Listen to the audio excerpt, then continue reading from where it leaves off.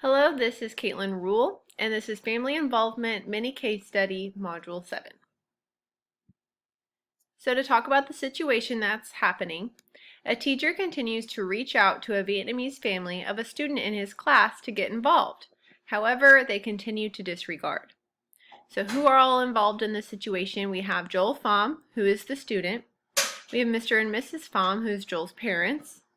Mr. Rolnick, Joel's teacher, and Miss Smith, a veteran teacher of 25 years, who has talked to Mr. Rolnick about the situation that could possibly be happening with the Phams. So some issues that are happening. We know that Mr. Rolnick has maybe a little information on family history or culture and why they won't get involved. Some problems are that the parents won't get involved with anything that Mr. Rolnick puts out, and that Mr. Rolnick doesn't really know any other way to reach them. That could be a problem. Some concerns are that the parents might not feel welcome from their past and because of what past situations have occurred. What other factors might be keeping them from volunteering? Well, it could be a part of their culture. Maybe in their culture they don't get involved with school. It would take some research to be able to see maybe what the culture intake could be. Maybe it's their work. Maybe the family isn't able to get involved because of work situations. And maybe it could be their family. Maybe Joel has siblings, or maybe they, in some cultures, take care of their parents at even their own house or somewhere close. So it could be family situations. Any personal experiences? I did put work and family as well. So growing up, I was thinking about different situations on why my parents might not have been able to volunteer.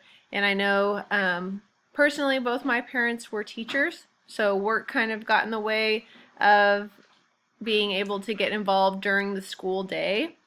And family, I have a younger brother, and so he might be involved in something that maybe my family couldn't participate with me at school in those different situations. Also with past students, work and family have been the main two that have gotten in the way with volunteering. How should Mr. Rolnick and other teachers and administrators reach out to parents and other caretakers who might have experienced school as a hostile environment when they were students? Well, I thought about maybe having conversations other than just over the phone. I noticed Mr. Rolnick was having conversations over the phone, but he hadn't, from my knowledge, tried anything different yet. They could have sent a survey home, or even send a survey home now, to see how the parents would like to get involved in their own way, or maybe how they would like to be communicated with, and maybe they'll be able to explain their experiences in that sense. Or even if it's possible, maybe make a home visit. I know at my old school, we did make home visits at the beginning of the school year, and I noticed that did give an extra time to have conversations with parents and families and kind of be able to reach them in that different way. So making a home visit is probably a personal experience for me. We were able to make those home visits. Sent out different surveys to see how parents would like to be reached, and I've noticed that face-to-face meetings have really been the most beneficial in these kind of situations, because parents feel more comfortable to be able to express how they feel, and it's a little bit easier to come up, read their energy and come up with questions right then. How would the staff even know that this is a barrier? Well, if they would have sent out surveys or got surveys from the district in that different situation, they might have known that these parents might not feel comfortable getting involved in the situations. They could have talked to past teachers. So I'm guessing that the Phams probably didn't get involved in the past from Joel's other teachers, so they could have talked with teachers, kind of figured it out through that different sense. And maybe if their district would have had a professional development on culture or multiculturalism to kind of get the idea of how other situations and other ways to reach these families that could have worked out. How could you have eliminated this situation from happening? Well, the teacher could have researched culture in the beginning and seen if their culture maybe is the situation.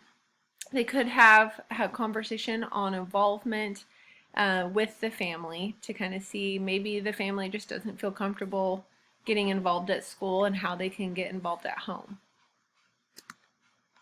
What are some ways parents can be involved and demonstrate their interest in their children's education other than volunteering at school? Well, there's different at-home remedies. There's chores, routines, daily reading routines, setting healthy bedtimes, morning schedules, exploring their communities together, and maybe even working on projects at home. So for personal experiences, I've done all of these. I know in the past, growing up with my family, we were very, very set on routines and doing different things together.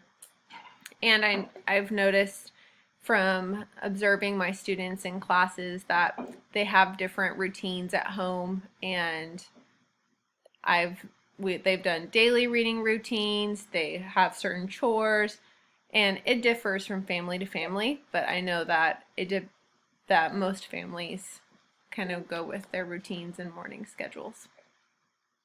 Thank you.